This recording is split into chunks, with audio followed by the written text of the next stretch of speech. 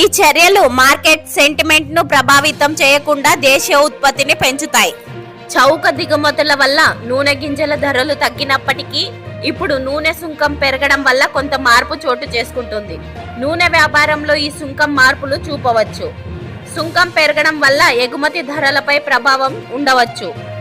సామాన్యులపై పెరిగిన నూనె ధరల ప్రభావం ఉన్నా ఇబ్బందులు ఎదురయ్యే అవకాశం ఉంది. కేంద్రం ఈ విధానంతో దేశీయ ఉత్పత్తిని పెంపొందించే ప్రయత్నం చేస్తోంది. ధరల పెరుగుదల సామాజిక స్థాయిలో కూడా ప్రభావం చూపవచ్చు.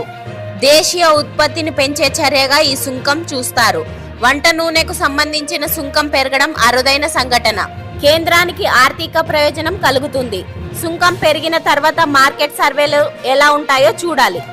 ఈ నిర్ణయం తర్వాత నూనె ధరలపై పరిశీలనలు జరుగుతాయి. రైతుల సంక్షేమం నిర్ధారించేందుకు కేంద్రం చేస్తున్న చర్యలపై దృష్టి. మరి